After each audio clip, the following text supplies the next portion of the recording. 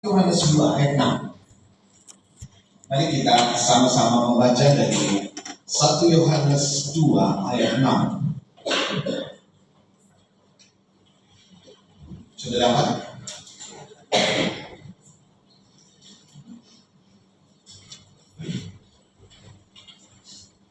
Kalau sudah, mari kita bangkit berdiri, kita sama-sama baca.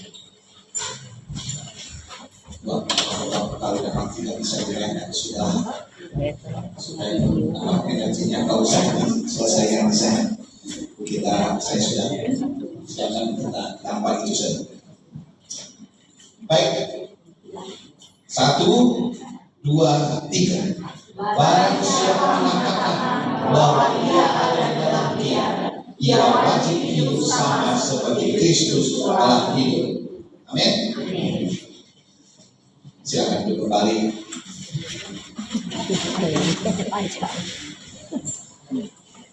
Menurut Bapak Ibu Saudara, kalau mendengar ayat seperti ini atau membaca ayat ini, apa yang muncul di kepala Bapak Ibu Saudara? Apakah Bapak Ibu Saudara, hari ini saya bertanya, siapa di antara kita yang mengaku bahwa saya adalah di dalam Yesus? Yang lain belum yakin. Oke, tunjukkan. Sekarang ayat itu bilang apa? Barang siapa ada dalam Yesus?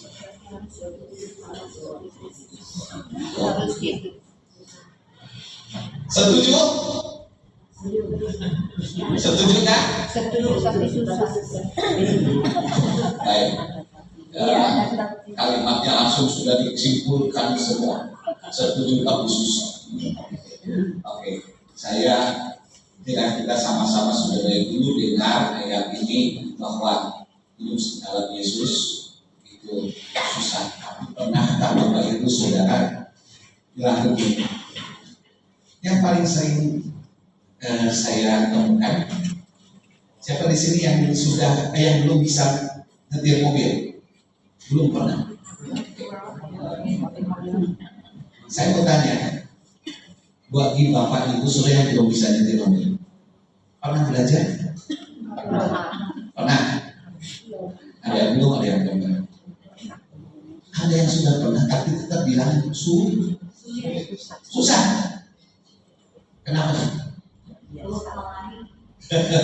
Satu, awal kalani, berkadang tidak membiasakan diri. Betul nggak?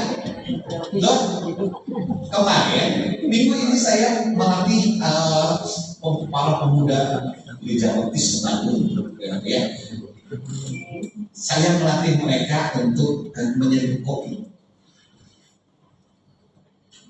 Semua melihatin saya, gampang. Lalu saya persilakan mereka nyeduh satu-satu ke depan. Autan. Mereka kunjungan mereka sangat susah ternyata. Saya bilang, ketika kita bilang susah itu karena satu hal, saudara belum membiasakan diri, belum biasa megang cerek, ya. Kan kalau biasanya megang cerek di rumah, mainnya mungkin langsung sekarang harus lantunan. Oh gimana? Itu yang bikin susah.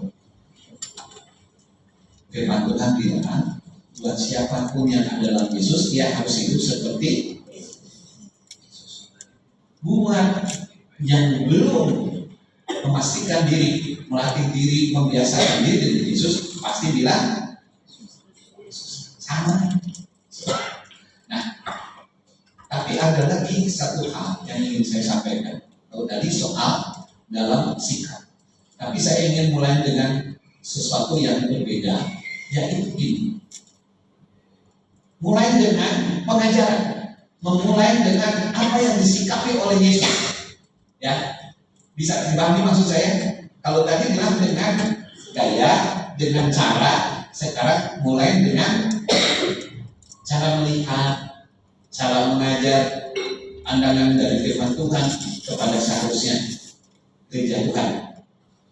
Mulai dari banyak. Ternyata untuk bisa hidup seperti Yesus, ada banyak facet, sisi atau sudut pandang yang berbeda-beda. Ya. Jadi saya mau memberi judul pada hari ini, mari awasi perjalanan kita. Mari awasi apa yang kita pelajari, ya, sesuai dengan firman Tuhan. Mari kita tunduk kepala kita sama Tuhan. Bapa, kami mengucap syukur bahwa dengan segala sesuatu Engkau beracara dengan kami karena Engkau punya tujuan dalam hidup kami. Bahwa Tuhan merancangkan sesuatu bagi kami supaya kami bukan hanya mengalami kebaikan, tetapi kami mengalami pertumbuhan, pengenalan yang benar akan Engkau. Kami bersyukur karena semua yang Tuhan berikan kepada kami. Dan biarlah hari ini kami boleh belajar bahwa kami ada di jalan yang benar. Kiranya Tuhan menolong kami di dalam nama Tuhan Yesus. Amin.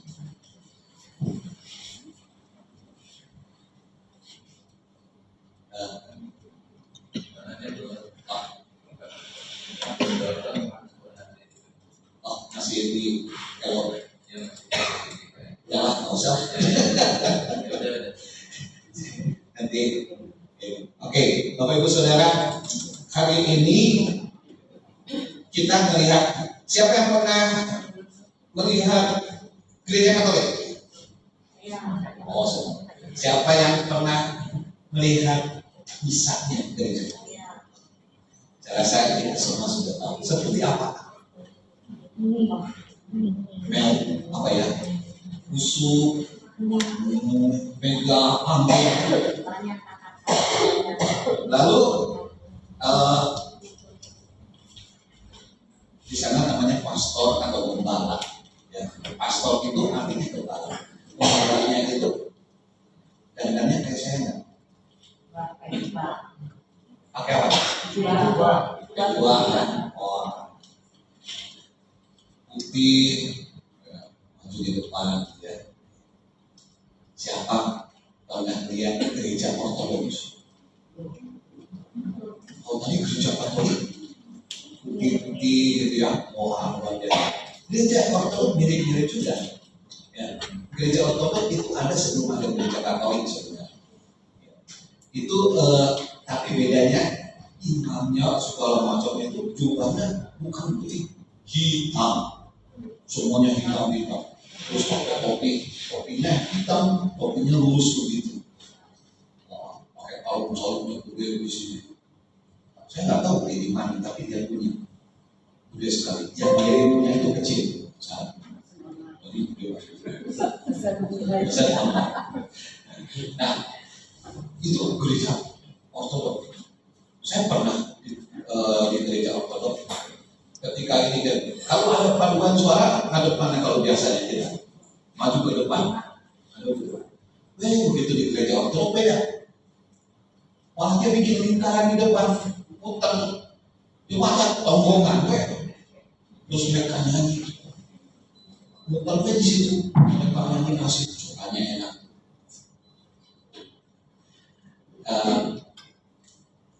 Pernah dengar nama Bambang Mursina? Dia seorang tokoh dari gereja Ortodoks.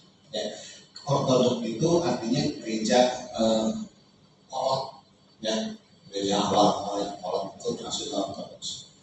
Nah, gereja ini berkembang di Mesir, Syria, Yunani, Rusia, ya, daerah Armenia itu gereja-gereja Ortodoks, macam-macam.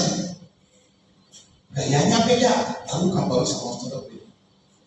Begitu Martin Luther, tadinya Katolik, lalu bikin perubahan reformasi, Martin Luther bikin gaya yang berbeda. Pernah lihat kalau di GKI gereja Presbyterian, pendetanya pakai apa? Jubah juga ya? Oh, pakai jubah. Lalu pakai mimbar gitu Pak. Begitu melihat gereja Pantai Kosta, beda dulu. Nggak ada jubah. Yang gradasi yang jelas. Lalu, wah, ramai lah kayak kita di sini. Begitu saudara akan menemukan gereja-gereja karismatik yang baru. Hampir kalau nggak pernah lihat, karena pendetanya beda. Yang mulai dari yang pakai jubah, rapi, pakai jas, kemudian itu pakai kaos. Korban pakai kaos, pakai celana jeans aja, macam-macam, betul nggak? Nah, lalu pernah nggak muncul di pikiran saudara? Kita mau mana mau benar? Pernah nggak muncul? Oh, macam-macam begini, mau mana sih mau benar? Apa yang benar? Lalu masing-masing kaum ini akan membela diri dengan berbagai argumen, gitu kan kira-kira. Saya benar, kami ini yang benar, gayanya kami yang benar. Oh, ceritanya. Nah, ketika semua bilang benar, maka manusia itu cenderung apa? Kalau yang nggak sama saya itu salah. Sudah gitu, nyalakan. Nah, kenapa saya cerita begini? Karena saya mau cerita kenapa di GKI seperti kita ini. GKI kok beda sendiri? Ya. Nah, segala sesuatu itu ada ceritanya. Setuju nggak? Bahwa kita seperti apa itu selalu ada ceritanya. Betul nggak? Kan nggak ada ujung-ujung gitu. Nah, saya mau sampaikan gini. Nanti saya mau cerita sebenarnya gereja kita, ya, di GKI itu kita pikir cuma ada di Luna, di Andir, di Kota Bandung sedikit saja, lalu di beberapa tempat tidak terlalu banyak. Kita berpikir begitu. Kita lalu merasa kita ini kelompok kecil. Bapak Ibu Saudara, kita ini tidak dalam kelompok kecil. Karena nama lain dari GKI adalah Church of Christ atau Christian Church. Ternyata ada di seluruh dunia. Ada di seluruh dunia dan jumlahnya sangat besar. Sampai ketika saya mencoba searching, orang-orang menamakan kelompok kita itu kelompok non-denominasi. Non-denominasi. Aliran apa? Aliran yang tak beraliran.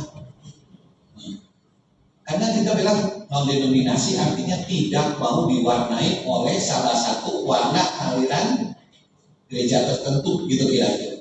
Itu namanya non-denominasi. Tapi karena kita berwarna non-denominasi, katanya kami nggak mau dibawa ke satu. Oh, berarti itu aliran baru, aliran yang nggak beraliran, denominasi yang non-denominasi, gitu. Dan ternyata non-denominasi ini cukup besar gitu, ya. Dan diwarnai oleh Church of Christ, ya. Nah, apa yang membuat kita berbeda banget? Apakah muncul baru belakangan ini?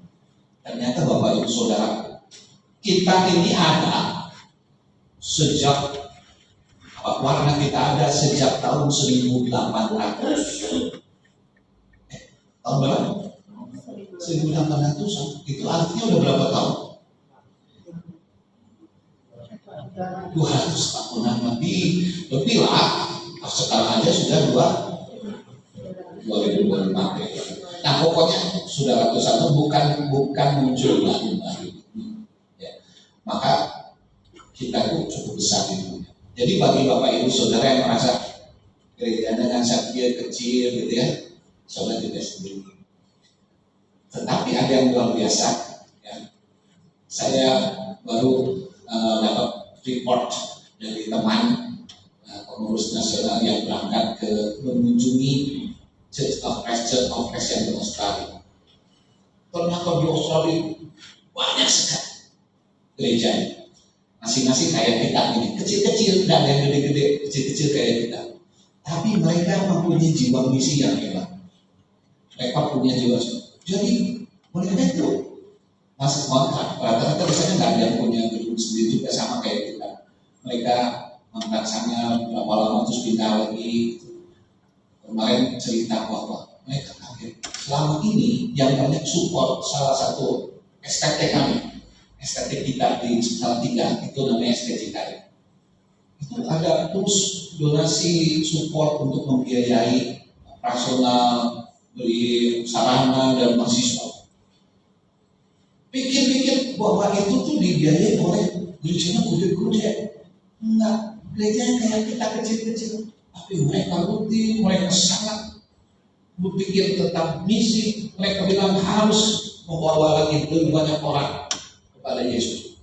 Mereka mendonasi. Luar biasa. Ya. Nah,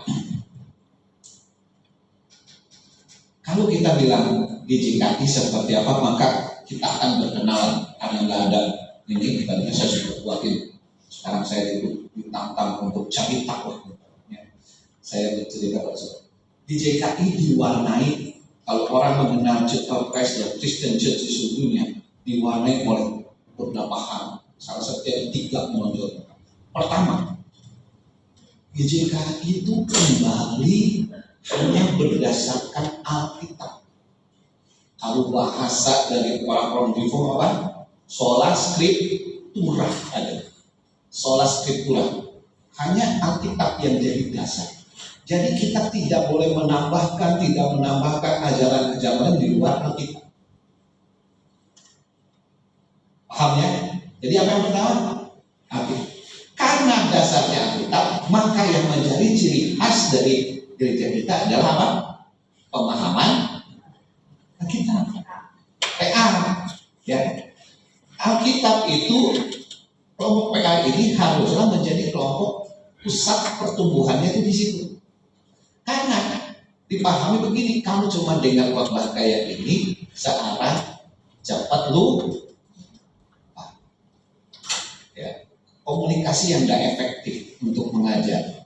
Tetapi ketika saudara belajar, mempelajari, bertanya, menjawab, mendalami, saudara akan bertumbuh. Itu kenapa saudara ada fire ya. Supaya apa yang disampaikan pada hari Minggu nggak jadi sia-sia, betul-betul menjadi sesuatu. Maka yang tadinya cuma searah dibuat menjadi diskusi, dibuat menjadi pertanyaan, dibuat untuk didalami. Itu tujuannya. Ya. Nah, minggu ini nggak ada fire karena kita ada doa, PA-nya Zoom dengan Dokter Dede. Yang kedua, GJKI itu warnanya perjamuan Tuhan.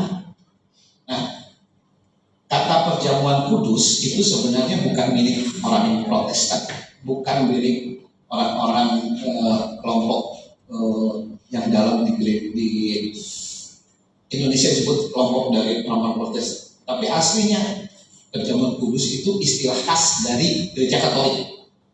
Ya.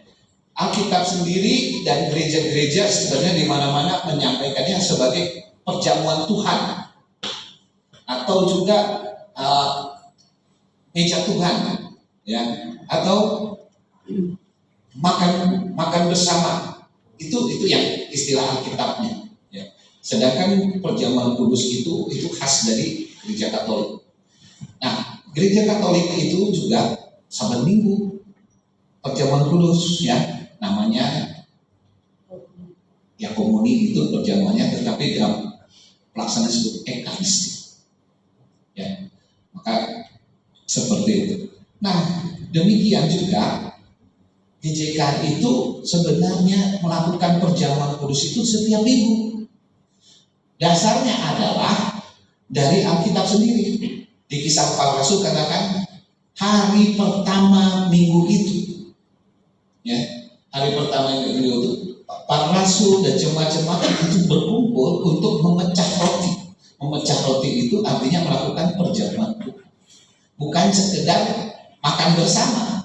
Karena nanti ada lagi setelah memecah roti itu mereka melakukan makan bersama. Kira-kira seperti itu.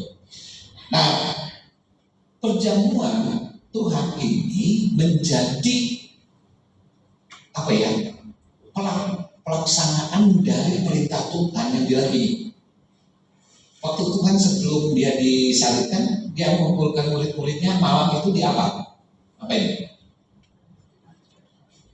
Tuhan Yesus memecah roti, dia berkata, inilah tubuhku. Tuhan Yesus belum mati nih, masih hidup kan? Masih hidup, tapi dia sudah bilang, ini tubuh yang diserahkan. Lalu bilang apa? Peringati setiap. Kita diminta untuk memperingatinya setiap waktu, setiap kali. Karena dengan demikian kita, apa kata Alkitab, memberitakan kematian terus, mengingat terus, sehingga gereja mula-mula memfokuskan pusat ibadahnya itu kepada ahli Yesus. Itu fokusnya. Fokus ibadah itu kepada ahli Yesus. Dalam hal ini adalah perjamuan. Sebenarnya dalam hal ini benar, karena gereja Katolik ya, dia pasang meja perjamuan di depan. Itu soal kenapa meja perjamuannya ada di depan? Karena dia bilang ini pusatnya, ini intinya dari ibadah. Semua berpusat kepada pengorbanan Yesus. Itu kemudian dilakukan oleh Anglikan, oleh semua. Nah, dalam perjalanannya, kemudian ternyata gereja-gereja Presbyterian itu memulainya dengan tidak rutin lagi, ya. Itu di Eropa ceritanya. Jadi mulai hanya sesekali saja memperingati. Karena katanya yang penting adalah khotbah. Nanti itu menjadi warna gereja Reform. Reform itu pusat ibadahnya adalah pengajaran, ya. Karena zaman dulu orang nggak bisa baca, yang ngajarnya begini, kira-kira. Maka yang menjadi pusat di depan adalah mimbarnya, yang gede-gede. Gitu. Nah itu semua gereja-gereja Reform pakai mimbar. Tapi kemudian kalau kita melihat lagi gereja-gereja karismatik Pentakosta bilang pusat ibadahnya bukan pengajaran, bukan khotbah, tapi penyembahan, pujian. Maka mimbarnya dipinggirin, gak ada mimbar. Kira-kira kayak gitu.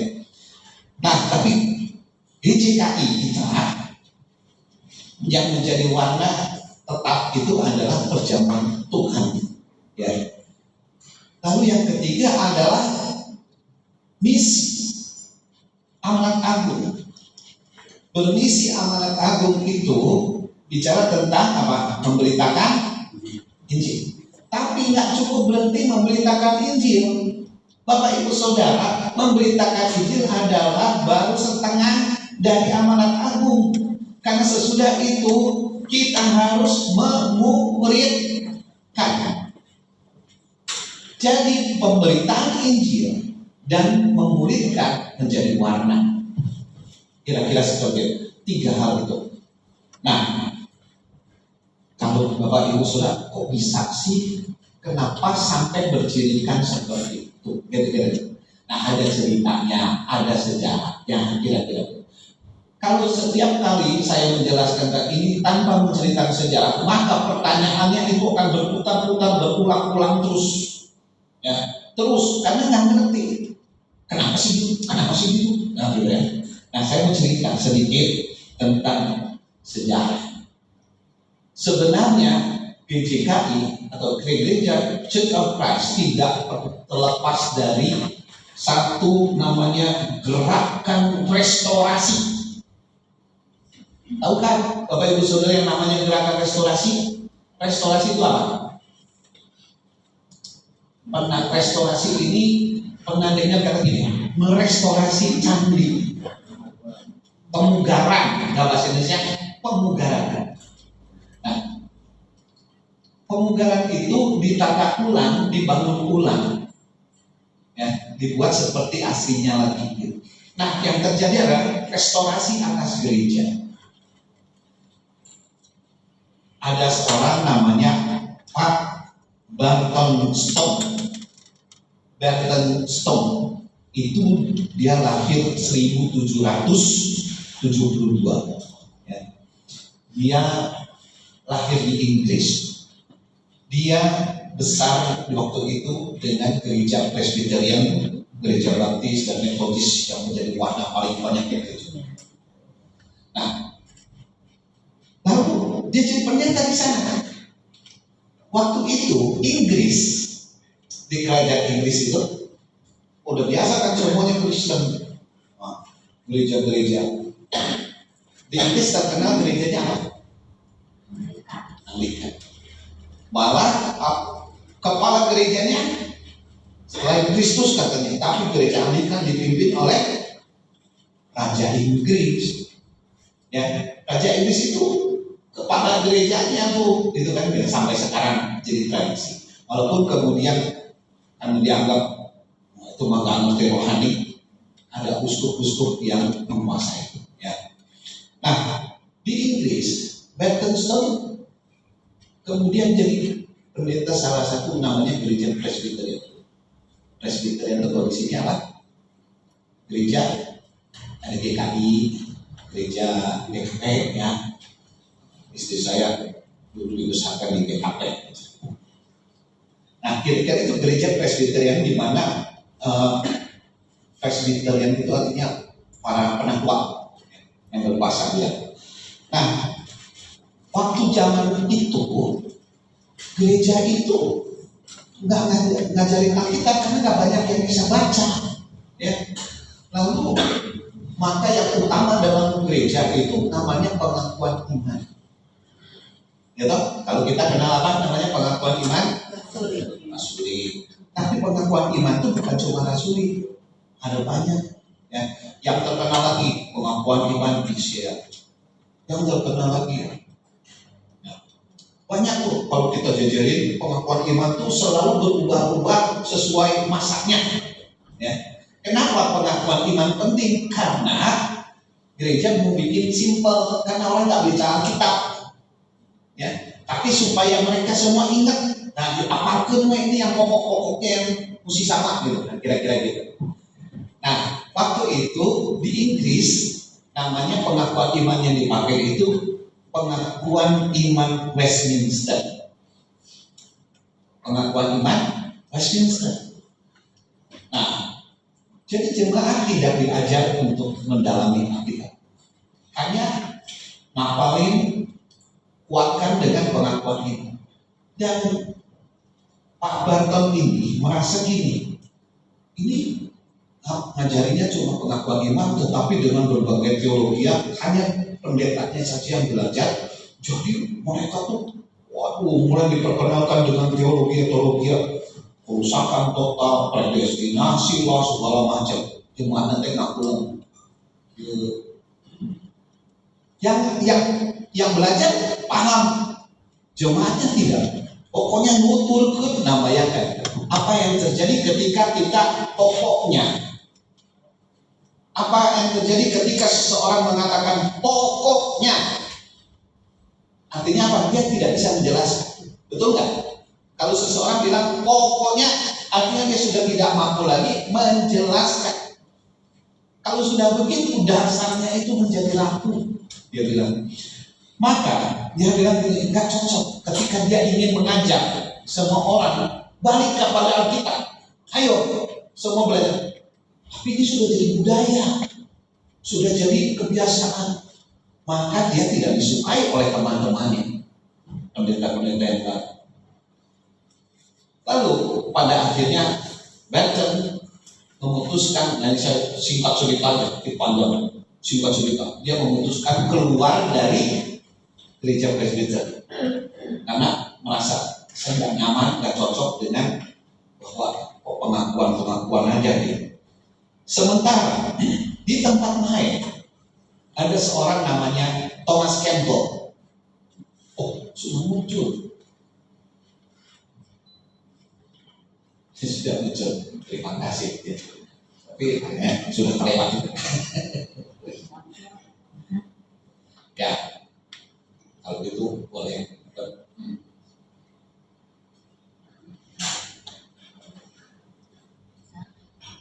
Nah,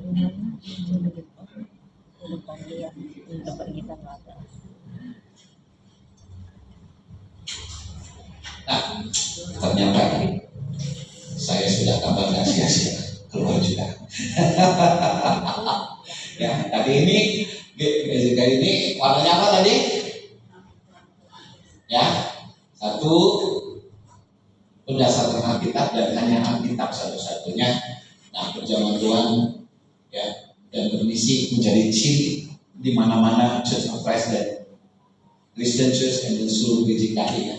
Oke, saya lewat sudah. Nah, sampai di sini Thomas Campbell ini dia lahir di Irlandia, dia besar di gereja Anglikan. Kemudian dia menjadi gembala atau pendeta di gereja Presbyterian Cisedel. Ya, bukan Cikedel. Ya, kalau Cikedel hanya orang Sunda yang bisa ngerti. Ya, tapi di sana Cisedel. Nah, dia juga sama merasakan seperti Barton. Ya, kredo atau pengakuan itu lebih penting daripada Alkitab itu sendiri. Sedangkan sejarah kredo atau pengakuan iman itu selalu berubah-ubah disesuaikan dengan kebutuhan. Waktu itu kredo itu kan muncul gitu. Apa yang jadi persoalan itu dibuatkan kredo pengakuannya. Nah, kemudian tahun 1807 Campbell pergi ke Amerika. Nah, zaman dulu kalau pergi ke Amerika itu nggak kayak sekarang.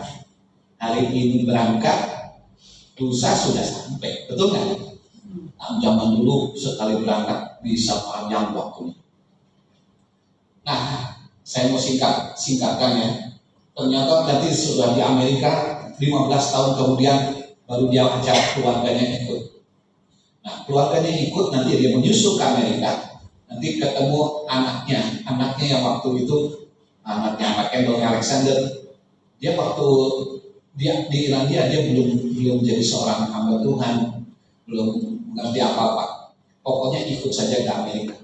Dan ternyata perjalanan ke Amerika butuh waktu 4 tahun naik kapal. Karena menghadapi apa? Kapalnya nggak kayak sekarang canggih. Zaman dulu si kapalnya bisa karam. Nah, ini pernah alami juga ya. Nanti kira-kira gitu. Nah, ini anaknya ini yang kemudian merumuskan apa saja yang harus diperhatikan. Ya, Alexander Campbell, anaknya Pak Thomas Campbell ini kalau mau ceritanya, dia tadinya nggak rohani. Ketika diajak pergi, baru dari Irlandia baru sampai Skotlandia kapalnya karam. Kapal karam itu bukan ternyata membuat trauma besar karena dia merasa dia mau mati, kira-kira begitu. Ketika dia mengalami trauma itu, muncullah takutannya itu membuat dia memikirkan rohani. Kayak kita lah biasa, kamu tengah pepet, nggak jatuh, kita nggak mikir soal Tuhan. Kalau hidup kita lancar-lancar, nah ini kejadian. Nah, ketika dia terdampar di Scotland, dia mulai kebaktian, dia mulai ikut belajar. Di sana ada sekolah teologi yang dia sekolah belajar Alkitab. Dia ikutan di sana, dia belajar, dan dia juga menemukan ternyata orang-orang di banyak tempat itu mulai merasa ada yang gak beres dengan sistem gereja ini, gitu kira-kira. Lalu kemudian nanti sampai dia kembali lagi selama 2 tahun dia kembali bertemu bapaknya di Amerika. Dia mengonsep ini. Ternyata dia menemukan perjamuan kudus itu perlu dilakukan nggak kayak di tempatnya yang kapan saja, dia harus rutin setiap minggu. Nanti dia temukan karena dia belajar Alkitab terus-terusan. Lalu dia bilang ini, Alkitab harus lebih dari sekedar pengakuan iman. Nggak cukup pengakuan iman, harus belajar Alkitab. Karena pengakuan iman hanya orang yang tidak mau baca Alkitab, nggak belajar di sini. Lalu belajar lagi tentang apa? Otonomi jemaat nggak bisa diatur dari atas dibawa ke bawah begitu. Ya, Lalu dia juga menemukan gini, pemimpin di gereja itu di Alkitab bilang gak pernah satu orang, harus satu tim. Maka pluralitas atau perlu banyak penentuan di dalamnya katanya. Lalu dia menemukan juga gini, pada waktu itu para hamba-hamba Tuhan bilang gini, kami kelompok tersendiri berbeda dengan jemaat. Kira-kira gitu tadi. Ya. Kami orang yang diurapi Tuhan, yang sana urapan. Pokoknya memisahkan, membedakan golongan. Ini mengganggu sekali. Nah, orang-orang Presbyterian itu kan kayak kalau kita suka lihat, saya suka pakai kolar kayak kemarin deh. Kolar apa? Bodas di sini. Ya, itu ternyata itu warisan dari Anglikan. Kebiasaan yang diteruskan oleh Anglikan sebenarnya itu bukan buat pelayanan. Kolar itu kalau orang pakai kolar itu bukan buat waktu ibadah, waktu melayani pakai kolar. Bukan, karena pada waktu ibadah semua harus pakai apa? Jubah, pakai pakaian lengkap seperti itu juga. Itulah pada waktu memimpin ibadah. Nah, pada waktu ke pasar, pada waktu dia main, pada waktu tamasya, dia jalan dengan keluarganya, dia pakai kolar untuk membedakan bahwa saya bendera, saya tidak sama dengan kamu. Untuk itu membedakan golongan. Nah, Alexander Campbell itu terusik karena dia melihat gini, keimamatan gereja sudah hilang karena Yesus mati. Pada waktu Yesus mati, tirai bait Allah yang membuat hanya orang yang bisa masuk ke dalam ruang Maha Kudus itu hanya imam. Masuk ke dalam ruang kudus saja hanya imam. Itu dibelah, disobek oleh Tuhan sendiri. Lalu maksud kita lihat baca di 1 Petrus 5 bahwa keimamatan itu apa? Udah nggak ada lagi golongan khusus. Kamulah imamat yang menjadi. Itu dikatakan kepada siapa? Kepada setiap anak Tuhan. Kamulah sekarang hari ini adalah imamat yang raja. Setiap oranglah yang akan menjembatani, mewakili orang-orang dengan Allah. Bukan orang-orang khusus lagi. Kira-kira seperti itu. Semua orang. Maka dari situ dia mengajukan hak-hak pelayanan awam. Bahwa awam itu harus melayani, maksudnya awam. Dulu, ini juga salah misalnya. Semua orang harus melayani. Karena ada golongan pendeta, ada golongan rohaniwan, maka muncullah kalimat golongan awam. Kalimat awam tidak akan muncul kalau tidak ada kelompok rohaniwan. Kira-kira gitu. Nah, ini dibawa terus oleh tradisi gereja yang memisahkan ini kelompok rohaniwan, ini kelompok awam. Awam itu artinya orang umum, dianggap aktif, gitu kira-kira. Maka Alexander Campbell dengan teman-temannya bilang nggak bisa. Yang dipanggil melayani, yang semua terlibat dalam pelayanan gereja adalah semua jemaat, bukan kelompok tertentu. Maka dia mengajukan hak-hak pelayanan awam, gitu ya. Lalu pelayanan praktek bersama maksudnya semuanya bergandeng tangan bersama-sama. Kenapa? Kalau kita baca lagi Efesus 4 itu Tuhan menyediakan buat jemaat itu ada nabi, ada rasul, ada gembala, ada penginjil, ada pengajar. Itu tujuannya adalah memperlengkapi jemaat untuk pelayanan. Untuk masuk dalam pelayanan itu mesti jelas di situ. Bukan mereka saja yang melayani, artinya memperlengkapi jemaat, melayani si jemaatnya sampai mereka dewasa. Gitu kira-kira. Jadi bersama-sama semua yang mendapatkan karunia jabatan, yang mendapatkan hak-hak untuk posisi biasanya mereka dikasih karunia bersama-sama seluruh jemaat melayani bersama, kira-kira seperti itu. Nah, ini mereka itu geram dengan apa yang terjadi di gereja yang kan tidak seperti itu, kira-kira itu. Inilah, nah terutama sekali di sini terutama karena ada itu, maka perjamuan kudus tidak boleh diikuti kalau bukan dari kelompoknya. Ini yang bikin geram sekali. Ya, saya pernah dulu awal-awal saya di gereja Katolik masih suka ikut komuni, ikut antri, ikut dapat perjamuan. Setelah tahu saya bukan Katolik, kan gitu ya, nggak bisa. Beberapa gereja kalau bukan anggota juga tak boleh ikutan perjamuan kudus, itu tidak boleh. Sementara misalnya saya dalam waktu itu kenyataannya Pak Alexander ini dari satu kota ke tempat lain, dia berkumpul, nggak boleh, dia bukan anggota. Dia merasa ada yang salah dengan perjamuan Tuhan ini, kira-kira kayak gitu.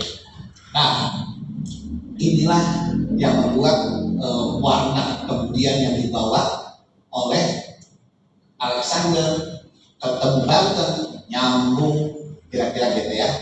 Nah, Alexander dengan bapaknya kemudian merapihkan gerejanya di Amerika, ya. Masih waktu itu mereka memutuskan gereja kami nggak mau lagi di kota-kota. Ini gereja Presbyterian, ini gereja Katolik, ini gereja kelompok anu. Nah, mereka memulai satu pelayanan gitu. Gereja ini adalah gereja Kristen. Siapa kamu? Hanya orang Kristen, nggak ada embel-embel. Pokoknya nggak pakai embel-embel. Pokoknya belajar Alkitab, perjamuan, memberitakan Injil, nggak di kotak-kotakan. Itu memulai satu namanya non-denominasi, kira-kira seperti itu. Nah, Alexander ini waktu datang di Amerika belum menikah. Wah, dengan semangat ini kemudian Alexander ini datang di Amerika, kemudian menikah. Ketika menikah, punya anak. Lalu tradisinya bilang apa? Kalau begitu lahir bayinya langsung baptis. Oke, nanti dulu. Alexander ini senang belajar teologi, belajar firman Tuhan. Dia nanti dulu sebelum baptis dia mempelajari dulu. Dia belajar menggali semua Alkitab. Ternyata dia nggak ada baptisan lain. Nggak ada itu katanya baptisan lain. Nggak bisa orang dibaptis sebelum atas pengakuannya sendiri akan karir Yesus itu. Oh, karena gini, bahkan Roh Yohanes Pembaptis bilang, berilah dirimu bertobat. Anak bayi bagaimana bertobat? Bisa. Jadi harus dengan kesadaran. Dia bilang tidak bisa orang bayi dibaptis, kamu tidak bisa melakukan syarat. Kemudian malah dia belajar lebih lagi. Ternyata dia baru sadar kalau gitu. Dibaptis itu ternyata oleh Yohanes Pembaptis di Sungai Yordan. Kemudian dibaptis itu di mana? Di mana ada air. Oh, ternyata begitu. Filipus membaptis di sana ada air dari jauh terlihat. Waktunya dibaptis. Jadi ternyata dia pelajari lagi. Baptis itu artinya ditenggelamkan. Baptis. Jadi dia bilang, wah saya dulu dipercik. Jadi dia mau bilang ke bapaknya, si Alexander bilang, Pak, ada yang salah. Saya nggak mau anak saya dibaptis. Ada Alkitab bilang itu. Tapi saya ternyata belum dibaptis. Kenapa? Kan baru dipercik aja, saya belum harus dibaptis. Mereka berdua berdiskusi, kemudian malah dua-duanya bilang, ayo kita saling dibaptis. Nah ini kejadian. Tapi mereka tidak memaksa orang lain yang sudah dipercik itu untuk dibaptis. Tapi untuk setiap orang yang percaya mereka bilang baptisan harus disembah. Begitu kira-kira. Nah, kemudian mereka berkembang dengan luar biasa. Ya. Mereka dapat dukungan dari kelompok Anabaptis. Waktu itu muncul juga sekelompok orang di Amerika sana menamakan ini Anabaptis karena mereka juga sama mempelajari Tidak bisa, baptisan tidak bisa untuk anak kecil. Maka mereka, anak baptis itu artinya baptisan dewasa, nggak bisa baptisan anak kecil. Nanti kemudian kelompok anak baptis ini menjadi gereja baptis. Ya, kira-kira gitu. Jadi mereka rupanya nyambung, mereka bekerja sama, tetapi karena yang satu terlalu berwarna dengan baptisnya sendiri, sedangkan kelompok Alexander dengan Barton lebih netral, lebih pokoknya kita hanya Kristen saja. Mereka bilang gini, kita nggak boleh jadi Kristen sektarian. Sektarian itu apa? Sektarian itu terkotak-kotak, tidak menggambarkan tubuh Kristus. Tubuh Kristus itu bisa berbeda-beda, kira-kira kayak gitu. Ya, jadi mereka menamakan kelompoknya adalah orang-orang Kristen saja. Siapa kamu? Saya Kristen. Sudah. Kristen apa? Nggak ada Kristen apa-apa. Pokoknya Kristen. Yang satu kelompok reformis, mereka menyamakan diri, kami disciples of God, disciples of Christ, murid-murid Kristus. Cuma itu saja kalian. Ya. Nah, ini yang menarik. Saya mau masuk. Dari kelompok ini muncul pernyataan begini, bahwa ikatan persatuan kami tidak berdasarkan pendapat atau kesatuan pendapat. Sementara semua orang, semua ikatan berdasarkan kesatuan pendapat. Kenapa? Enggak. Kelompok ini berkata, ikatan kami adalah ikatan karena satu Tuhan, satu iman, dan satu baptis. Bukan karena kami bersepakat. Maka di sini orang percaya katanya bisa berbeda pendapat. Boleh punya pendapat yang beda-beda atas sebuah isu-isu, tapi hanya bersatu untuk hal-hal yang esensi atau yang paling penting. Nah itu, maka kalau kita bisa bersatu dalam hal-hal esensi, iman Kristen, pengorbanan Kristus pada Alkitab, sisanya boleh beda. Kira-kira gitu. Anda tafsirkan beda, no problem, karena itu akan memperkaya di sana. Jadi ikatan persatuan kelompok ini bukan berdasarkan kesatuan pendapat, tetapi pada apa? Ikatan satu Tuhan, satu iman, satu baptis. Nah maka satu Tuhan, satu iman mesti jelas dasarnya Alkitab, baptisan bersama. Ya kira-kira gitu. Bagaimana dengan denominasi? Mereka bilang tidak, cukup katakan Kristen saja atau murid-murid Yesus. Kan tapi harus ada nama gereja. Oke, katakan saja gerejanya gereja Kristen atau Christian Church, kemudian di Amerika semua jadi gereja Christian Church atau gereja jemaat Kristus, Church of Christ. Jadi Church of Christ itu bukan nama eksklusif sebenarnya, ya, untuk menamakan kita lah murid-murid Yesus karena disciple of Christ sebelahnya dan jemaat Kristus. Punya slogan bilang begini, GCKI termasuk Christian Church bilang ini, where the Bible speaks, we speak. Kalau Alkitab menjelaskan, kita akan jelaskan. Ya, kita akan bicara. Tapi kalau Alkitab nggak jelasin, jangan bikin-bikin. Ya, di Wahyu bilang begini, jangan nambah, kan satu titik saja kepada firman Tuhan. Jangan ditambah-tambah. Jadi kalau Alkitab nggak ngomong, jangan bikin teori baru. Kira-kira begitu. Nah, dalam hal dasar, dalam hal akidi katanya kita harus satu kesatuan. Dalam hal berbeda pendapat, kebebasan. Memang waktu berbeda pendapat tidak menyenangkan. Ya, sepertinya, kamu nyerang saya segala. Namanya pendapat boleh beda, tapi ingat satu ini, dalam segala hal adalah kasih. Coba kita sebut sama-sama. Dalam hal mendasar apa? Kesatuan. Dalam beda pendapat. Dalam segala hal kasih. Ya, itulah yang mengikat, yang jadi warna namanya GCKI atau Christian Church dan Church of Christ. Nah, Campbell dan Stone bilang begini, kami adalah orang Kristen, tapi bukan kami sendiri yang Kristen. Kalau banyak kan orang sudah kami Kristen cenderung apa? Membuat yang lain itu berarti bukan. Betul nggak? Tetapi di sini kita bilang kami ini orang Kristen saja. Tapi yang lain kami bukan satu-satunya Kristen. Ada juga yang lain. Jadi tetap mengakui yang lain. Itu sebabnya kalau yang eksklusif pokoknya kami saja yang benar, kita cenderung melihat orang lain salah. Tapi kita bilang, nah, kami bilang ini prinsip kami, ini kami yang benar. Tapi yang Kristen tidak ada yang lain, yang tidak sama dengan lain. It's problem. Ya. Itu membuat kita bisa bekerja sama dengan siapapun yang imannya sama. Alkitab besar. Jadi ini, ya. Jadi kalau yang atas masuk banyak menjelasnya.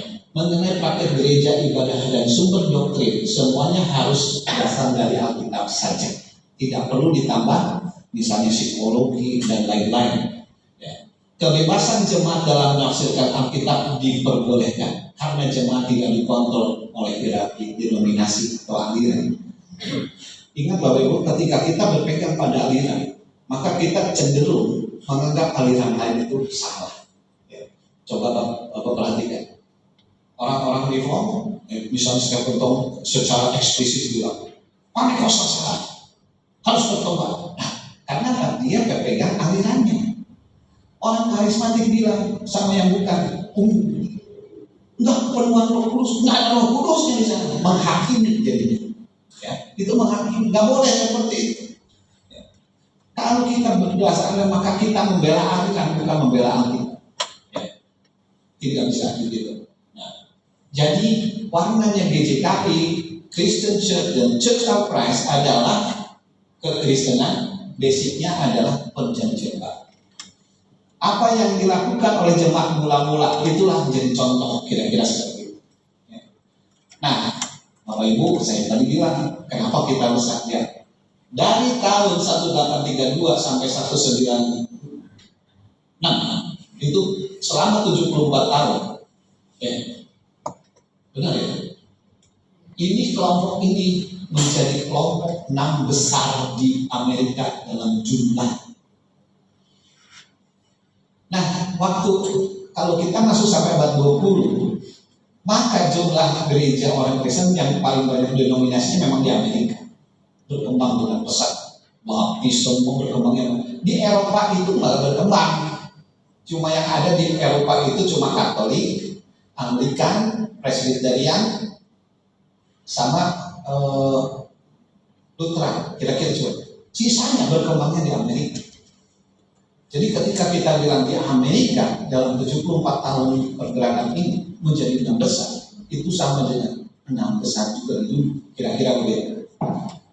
Tapi kemudian saya cerita juga, nggak semuanya sesukses yang dibayangkan. Kemudian saudara harus lihat bahwa kemudian ada gereja-gereja di kelompok ini karena terlalu bebas boleh menafsirkan. Maka tahun 1906 muncul sekelompok yang bilang gini, kami nggak mau pakai alat musik.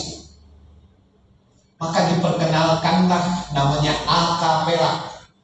Jadi kalau saudara dengar musik akapela, itu cuma dari gereja Church of Christ. Lalu diperkenalkan, ini terus budaya. Menjadi budaya non instrumental, mereka tidak pakai instrumen dan hebat juga ya. Bisa bagus suara luar biasa. Nah itu sebenarnya masih tidak keluar dari gerakan restorasi itu. Lalu kemudian karena pengaruh liberal, maka sebagian dari Church of Christ juga jadi liberal, bahkan sangat berpengaruh di dewan gereja dunia. Di Indonesia, gereja selain GJKI, juga ada gereja-gereja dari kelompok ini juga terdaftar di PGI. Salah satunya nanti kita ketemu ada yang ekstrim. Karena Alkitab, kan kita basicnya Alkitabiah ya, gitu ya. Di Alkitab, jemaat itu satu kota kan biji. Kota Korintus, satu jemaat Korintus, jemaat Roma, satu kata dia semua. Lalu di Bandung satu, gak boleh banyak, hanya satu gereja. Muncullah sidang jemaat Kristus Indonesia, Balai Sidang. Itu di Ketapang satu, di Bandung, di Gatot Subroto Cimahi satu, di Jakarta, pokoknya satu kota satu. Itu juga datang dari kelompok hasil gerakan restorasi ini, tetapi cukup ekstrim. Nah, kalau sudah ekstrimnya model begini, maka cenderung dia nggak mau diganggu sama yang lain.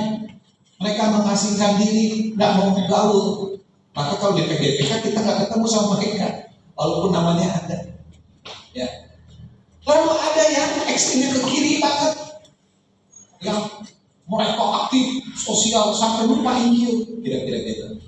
Nah, ini hal-hal yang membuat akhirnya GJKI Church of Christ ini menjadi sangat banyak jenis. Nah, GJKI kita ini masuk dalam kelompok yang moderat. Moderat artinya nggak ke kiri dan ke kanan. Kita coba balance di tengah. Ya.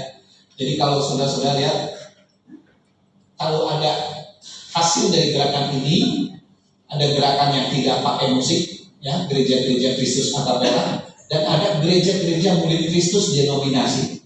Ya, mereka ngumpul terus membangun ikatan. Nah, nanti kalau sudah ketemu, jadi suka ketemu namanya GKDI ini, itu hasil dari perpecahan dari tahun 70 menjadi ICOC. ICOC yang membawa kemudian GKDI teman-teman. Nah, sementara gereja-gereja yang lain yang pakai nama Jemaat Kristus itu semuanya independen. Ya, kira-kira seperti itu. Nah, sampai di Indonesia gimana ceritanya? Ceritanya ini. Dulu misionari dari berbagai Church of Christ di Amerika dan Australia masuk di Indonesia, para misionari. Karena ini gereja yang bermisi, ya. Church of Christ itu gereja misi. Mereka masuk tahun awal 70-an membawa model gerakan ini. Tapi kemudian mereka membangun hubungan dan kemudian akhirnya secara kelembagaan berdirilah tahun 78 Gereja Jemaat Kristus Indonesia di Bandung. Dan segera diikuti penggabungan dari jemaat-jemaat yang sudah siap ini di mana-mana, baik di Jawa Tengah, Jawa Barat, di Sulawesi, langsung bergabung ke dalam. Ya. Nah, di Indonesia ini dibangun para misionari. Waktu itu yang langsung terlibat adalah namanya Charlie Wayne Gardner, ya, panggilnya Om Chuck, gitu ya, orang Amerika. Dia adalah senator. Lalu bersama 5 orang Indonesia ini mendirikan GJKI. Ada yang pendirinya itu Pak Paulus Trimanto Wibowo. Nanti kalau ditanya memang GJKI tahu siapa sejarahnya, saya kasih tahu sekarang. Ya, ada Pak Gi itu Pak Gideon Imanto Tantungaan. Nah, tinggal 2 inilah yang hidup sampai hari ini. Masih Tuhan izinkan di sini. Yang lain Pak Iwan Tanujaya, ya. Pak Iwan ini kakaknya Ibu Wawa, ya, kakaknya Ibu Wawa. Nah, Pak Iwan ini pada waktunya membawa musik rohani pertama di Indonesia. Awal-awal ada musik rohani itu dari kelompok ini, bikin namanya Christian Sound, ya. Nah, jadi mulai dikenal ke sini. Ada Pak Yahya Ramali dari Kalam Hidup juga. Ada Pak Yohanes Pitalusi, papanya Ibu Neneng. Nah, inilah mereka yang pertama kali membuat GJKI di kita ini di Indonesia. Nah, sementara itu di waktu yang hampir sama di daerah Andir itu sedang bertumbuh sekelompok anak-anak yang lagi semangat belajar, ngumpulin belajar kitab. Lalu karenanya anak-anak, ya saya singkat cerita ini, disingkatkan saya, akhirnya memaksa tuan rumah yang kasih tempat itu akhirnya jadi pemimpinnya, ya. Itu namanya bullying. Jadi kepaksa dia harus sekolah, gara-gara dia selalu cerita, saya sekolah gara-gara kudu mimpin, perlu dibekali, jadi dia mulai sekolah di Tiranus segala macam. Kami semua masih di bawah umur, tidak bisa, ya. Lalu awalnya saya nggak mau bikin sendiri, ya. itu semua diserahkan ke GJKI Luna yang sudah ada. Tapi nggak bisa, mesti mandiri gitu. Akhirnya Ibu Lin jadi gembala pertama. Nah, berawalnya di Loteng, di rumah makan keluarga Bintang di sana, di rumah Icong sekarang di Rutin hari ini. Itulah awalnya. Itu tuh kita nggak pernah tahu dimulainya kapan. Karena sudah keterusan jalan aja. Sampai ngumpulkan, teman-teman berkumpul, udah ngumpul, ada pepeng, ada semua pokoknya. Kemudian orang tuanya ikutan, di Loteng itu jadi penuh. Di Loteng itu jadi penuh nih. Gitu. Akhirnya tempat ini ya disewa. Tadinya dia gedung yang tidak terbengkalai, tidak tempat bekas pabrik kubik tidak pakai, dipinjam disewa. Lalu boleh tapi renov sendiri gitu ya, bangun dari situ. Nah, karena kita nggak tahu dulu startnya kapan, karena itu cukup lama, hampir barengan lah dengan GJKI Luna. Waktu pindah ke sinilah, itulah yang jadi tanggal ulang tahun GJKI Luna. Jadi bukan tanggal ulang tahun sebenarnya akhirnya, karena sudah beberapa tahun sebelumnya sudah jalan. Nah, waktu itu GJKI dipimpin gembala pertama itu Ibu Lin. Dari dulu dia bersikeras tidak mau pakai pendeta. Saya bilang tidak bisa, tetap harus pendeta. Ya. Lalu dirintis bersama 5 orang. Nah, Ibu Weni ini kadang-kadang nggak diikutkan karena dia gurunya, gitu ya. Ada Pak Jotek yang ini pokoknya Pak Teksyong, pendiri diri, pokoknya, ya. Yang kemudian beliau pernah menjabat jadi tiang. Ya. Ada Ibu Weni Nugraha, guru piano. Ya.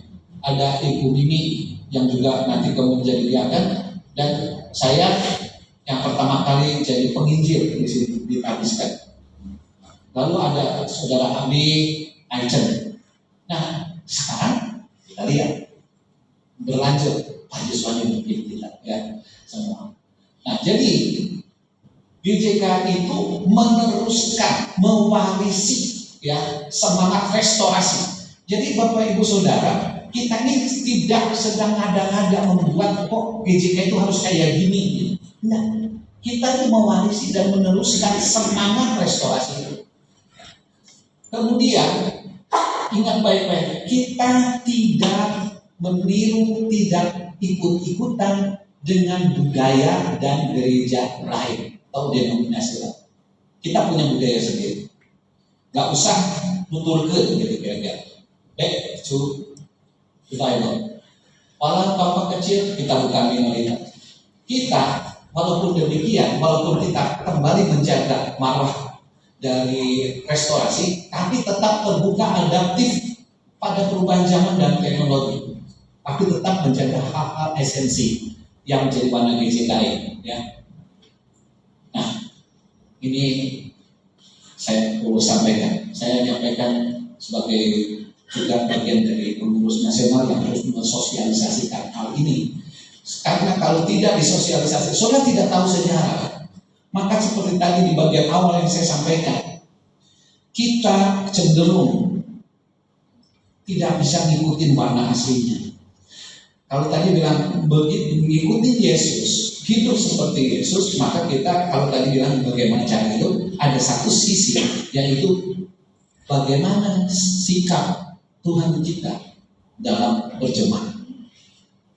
Jangan diikutkan, karena kalau jujur saudara, misalnya kita gereja Roma tidak dibangun atas dasar budaya Kristen, budaya aslinya jemaat mula-mula, dibikinkan budaya baru. Ya, misal contoh jubah itu yang besar. Itu jubah para bangsawan Roma, nggak ada urusannya, nggak ada ciri-ciri Yahudinya sama sekali. Ya, yang masih berciri Yahudi paling si Ortodoks. Kalau Roma nggak ada, itu khas Roma dengan jubah. Lalu bilang inilah yang diteruskan oleh Bapak pendiri. Pas budayanya beda, beda sekali. kemudian tata cara segala macam beda banget, sistem kepemimpinan berbeda banget dengan yang biasa dilakukan orang Yahudi. Sedangkan jemaat mula-mula ketika Tuhan Yesus sudah pergi, mereka tetap ke bait tempat berkumpulnya ya orang ya enggak ya, tetap ke sana. Baru sesudah itu mereka berkumpul di rumah masing-masing, lalu dibahas semua pemberitaan kira-kira kayak gitu. Nah jadi perlu waspadai. Mari kita bilang kalau kita ada dalam Dia, kita harus hidup aja seperti itu. Kristus telah hidup dan Dia mencontohkan kita. Amin. Mari kita berdoa.